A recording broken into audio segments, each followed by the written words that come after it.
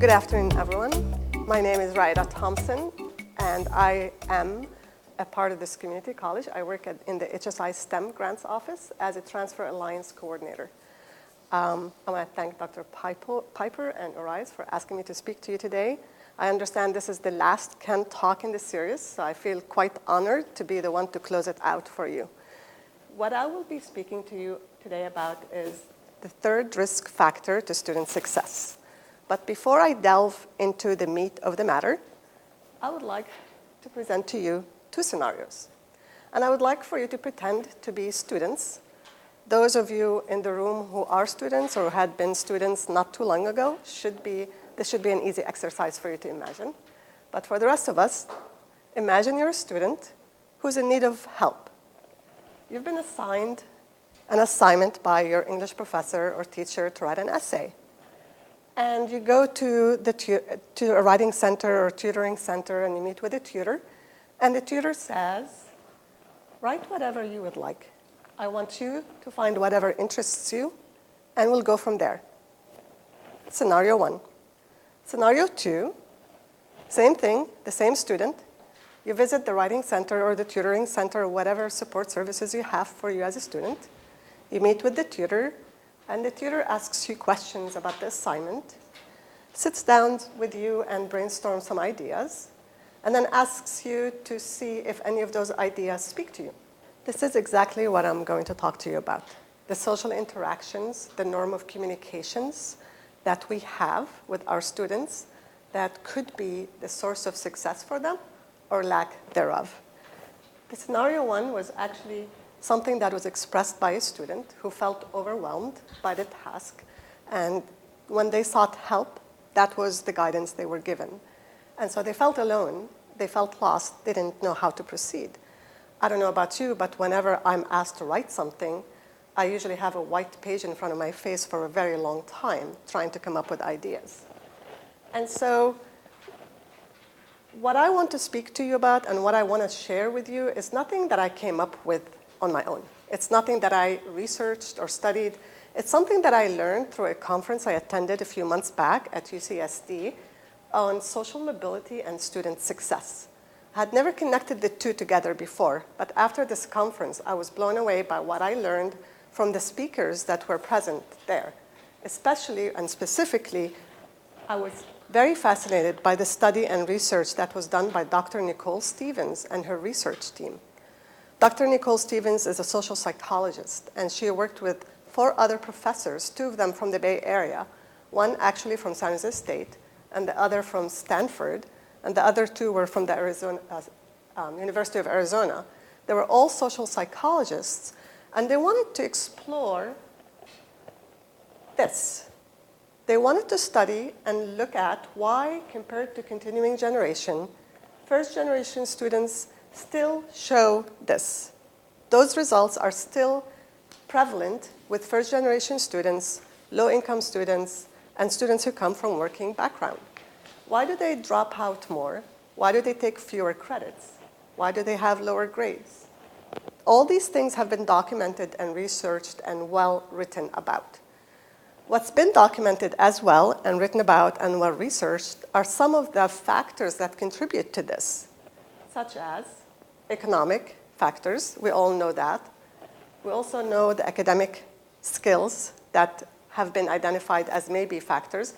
But those all come from this deficit model where we think of our students coming in unprepared, whether it's economic unreadiness or academic unreadiness. They've identified a third factor that they believe is as powerful and potent as those 2, if not more. And they call that the cultural mismatch factor.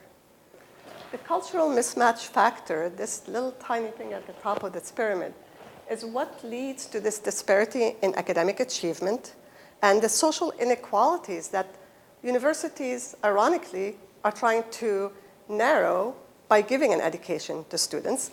But that continues to happen with this cultural mismatch. And it's what contributes to this lack of belonging and this doubtful voice that many of us, especially first-generation students, feel when they're at a university campus. So they wanted to study that and look at that more closely and see how much of an effect that has on students. Because many universities have tried to narrow the gap in academic achievement by providing extra support services. They've tried to narrow the gap with economic achievements by providing financial aid packages. But nobody has been looking at the cultural mismatch and what that does to the self-construct of students who come into the university with a different cultural norm. And so they identified two cultural norms that are happening in our society. And they called the first one independent cultural norm, and they see that happening and being prevalent in the upbringing of middle class and upper class students in our culture and society. And they also believe that this is the cultural norm that many university campuses follow, this independent cultural norm, where you are given minimal instructions and you're asked to go and find your way on your own. Go explore, go find your passion, go find your mission, without any guidance or coaching in how to do that. The second cultural norm that they have identified is called, or they call the interdependent norm, where the concept of self is connected to others and it's connected to your social context. And they see that as reflective and connecting with the values of lower class, or not lower, working class, first generation, low income families or communities, where people who follow the interdependent model, they work together to make things happen, to be successful, to build the community up. Whereas with the independent model, you're encouraged to find yourself and to work towards something that will only benefit yourself. Any questions so far? No? So the cultural mismatch happens, they propose, when university culture promotes and speaks the language of independence without having a language of interdependence to kind of balance that out. If all the students see those kind of expressions, then they're lost, because if that was not the cultural norm that they were exposed to growing up, if their social cultural norm was more of, let's work together to make something happen, when they hear these kind of phrases, they are unsure as to how to proceed without any coaching or without any help from the adult that they're working with. And to prove that this is the cultural norm at the higher education institutes, this group of researchers actually surveyed a few hundred administrators from top 50 universities and second-tier universities. Those administrators were administrators at higher levels, female and male from different ethnic backgrounds. And the way they surveyed them is that they gave them statements to choose from that those administrators thought their university represented. They thought those statements represented the culture of the university. 69% of the second-tier administrators chose statements that they believed reflected their university, and those statements were very independent statements, like we expect our students to perform independent research, or we expect our students to find their passion and chart their own academic journey. And 89% of the top 50 university administrators chose those independent forms of expressions as well. So the trend is true. That's how universities function. They function with this independent cultural norm that our first generation, low-income, working-class students don't have or are not exposed to. So from the get-go, there's this cultural clash, cultural mismatch. And the universities have no idea how to bridge that gap. So the gap in achievement and performance and behavior in terms of how they feel about their abilities, the universities have not studied how our messages, or the messages that we give out to our students, reflect and affect the behavior and the performance of first-generation students. It's not all academic and it's not all economic. So I want to share with you quickly 2 studies that they had done, 2 experiments, to also prove the point that a change in the messaging can make a huge difference in the student's construct of self and in the way they perform their tasks that they were given. They took a welcoming letter from a university president, and they framed the letter with words that reflected independent thoughts and ideas. This letter was based on a welcoming letter that was shown at Stanford University, one of Stanford University web pages. And if you read, it says, "I'm delighted that you have decided to attend Stanford University and that you think Stanford is the right place for you." Those highlighted words are those independent models of words. For the next few years, you will have many opportunities to explore new areas and to learn from our superb faculty, from your own personal exploration and individual experience. Everything is on the student. Everything is the student's task to do. They took that same letter, doctored the words just quite a bit. It's not that much. And they added words that reflected community, reflected peers, reflected togetherness. So those were the 2 letters that they exposed to 88 first-year students participated in this first study. There were 2. The first one was this group of students. The breakdown was that. 42 were first generation, and that's the breakdown of that. 46 were continuing generation. They randomly divided this group into 2. One looked at the interdependent message, and one looked at the independent message. And they gave them an anagram puzzle. An anagram puzzle is when you have a word, and you're asked to jumble the letters and make another word using each letter once. For example, silent, listen. So, second study, they used the same idea, but with a lot more students from private and public universities. They also gave them a puzzle to do, and that's a tangram puzzle. But with the second piece, they also asked them to kind of grade the difficulty of the task. This second group was also shown the interdependent or dependent letter, and they were randomly selected to be exposed to either one of them. First-generation students who solved significantly more anagrams in the interdependent condition compared with the independent condition, because in the interdependent condition, there was this sense of community, this sense of working together. I'm not alone in this. With the tangram puzzle, not only did they solve more, but they also, when they were asked to grade the difficulty of the task, they perceived it as a lot less difficult than those students who were exposed to the independent model. Isn't that amazing? When I heard that for the first time, I was stunned by how such a small intervention as changing words can change your own perception of yourself and what you are capable of doing.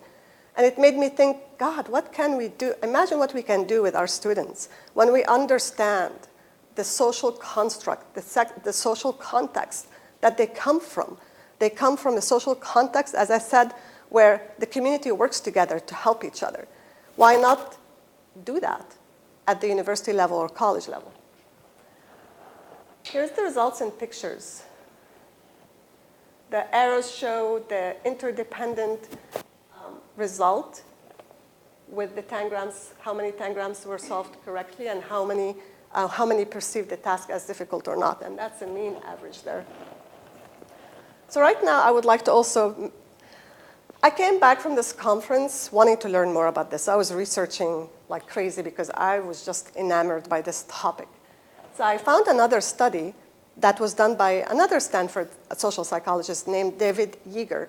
He studied the sense of belonging and the self-doubt that first-generation students have, and he wondered if messages directed at students from peers, if that would change those students' ideas of themselves and how they would behave and how they would achieve. And he found the results to be the same. When students are given messages, positive messages that are delivered by their own peers from the university, they tend to do better for many months afterwards. So when David Yeager went to UT Austin, the university wanted to tackle that problem. They found that students were incredibly anxious about their time in college. They were incredibly doubtful about their ability in doing their work. So they asked David Yeager, Dr. Yeager, to create an intervention message to see if that will work. And his study was the biggest study of its kind in that it targeted the 8,000 freshman students entering UT Austin in 2012. That was at about the same time that this study was happening as well, separately though. In his targeted message, what he did, in the orientation material that the freshmen received over the summer, he added a survey, 4 different messages that were delivered by peers, and he used the 8,000 students to be exposed to those messages. The 8,000 students were randomly selected to be exposed to one or the other messages. The 4 messages had to do with sense of belonging, where a student who's currently a student telling the future student that I felt like I didn't belong, it was really hard, but after I spoke with other students and realized that other students were feeling the same, I started feeling better. The second message was about the growth mindset. They read a message that was written by a student about how your mind is not fixed, that you could actually increase your understanding, your intelligence. The third one was a hybrid message, and the fourth one was just a mundane message about the weather of Austin. So he gave the students those surveys embedded in their orientation. They took it. There was 90% participation rate from students in taking that survey. And at the end of the semester, they looked at the completion rates of students and the completion rates of students, and if the exposure to any of those messages had an effect. They were looking at the completion of 12 credits for that first semester, because that's where they were lacking. UT Austin was having a really hard time understanding why students are having a hard time completing 12 credit units.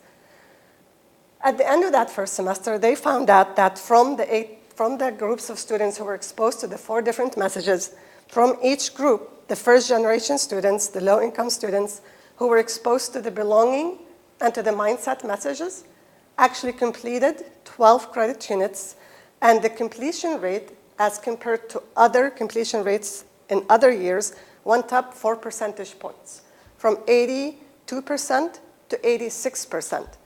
They realized that that's not a big percentage jump, but it is a jump in one semester, just giving the students a message of hope almost. And so that got me thinking, again, the easiest way to address this cultural mismatch is to look at how we address our students, whether in the literature we put out, in our websites, in our curriculum, in our green sheets or syllabus, in our just everyday communication with our students. All it takes is just a change and a tweaking in the words for us to get to the student and to make them feel like they belong where they are. Because it's this cultural mismatch, it's this mismatch of communication that creates this sense of I don't belong or I don't fit in here. All it takes is a very, very small dosage of intervention. So I looked at our website, and I'm happy to report what I saw was very inclusive. But I challenge you to go back and find pages on your site, if you have web pages on your own, to look at how you have written those messages to the students. But what I have seen so far looks pretty promising. It's very good. The first one here says, there's something here for you.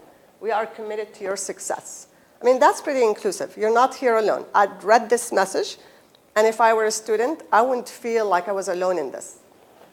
Same thing with our vice president's message to our students from there. Welcome home. I love that. The welcome home message at the very bottom. Students have reported that they sometimes feel like they are guests at their own campuses. We don't want students to feel that way. The fact that we are using the word home on our page, that makes it very encouraging for students. Mission College is committed to your success. Other stuff that I find on our website that I find that is very within the interdependent model of inclusiveness. I love how admissions and records stated that that's where students start their relationship with mission. Relationship. I mean, who thinks of admission and records as a place to start a relationship with? but that's how they see it, which is, I think, is pretty awesome.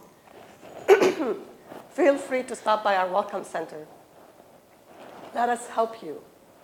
We are here to help you. All these messages are very inclusive, very interdependent messages that really speak the cultural norm and the social norm of our students. And that's something that we should keep in our minds as we walk down the hallways, walk on campus. Are our students visitors on this campus, or do they feel at home? And what am I doing, and how am I speaking to our students to make them feel like they're at home? And that's the end of my presentation to you. Do you have any questions? Did I reveal anything that you didn't know? I think there was a lot of stuff that I've sensed and I kind of incorporated into my practices, but I think just seeing the research behind that, right, really helps strengthen that.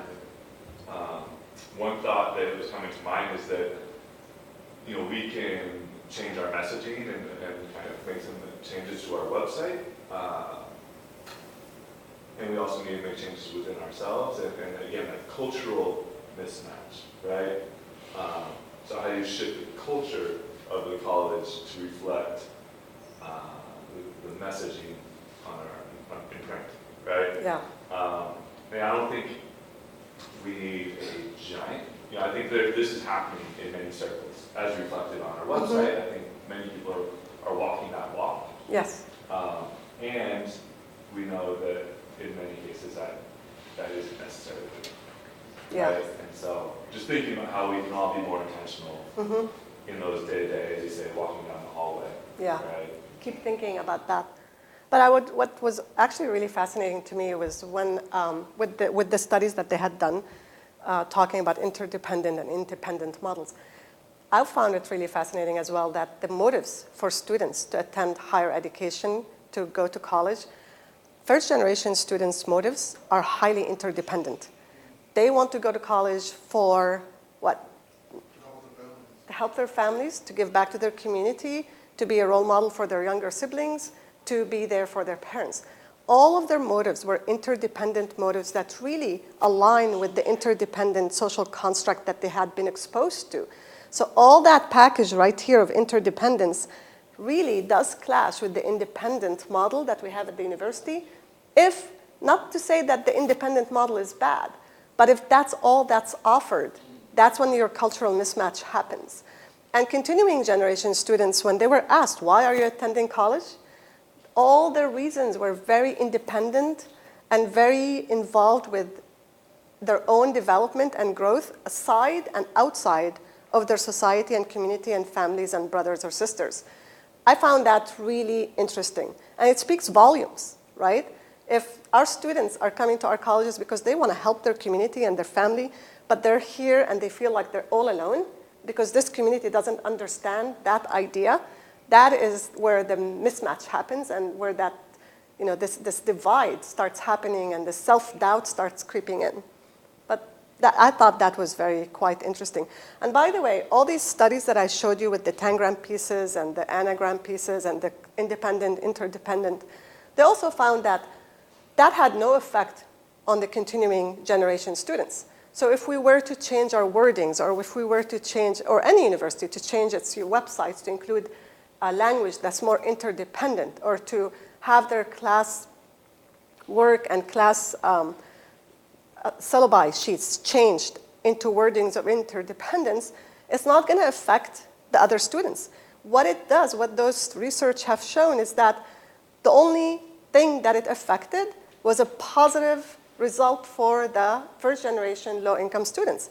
Other students didn't get affected, whether it's positively or negatively. They didn't. So why not make that change? But thank you for listening, and thank you for contributing, and thank you for inviting me.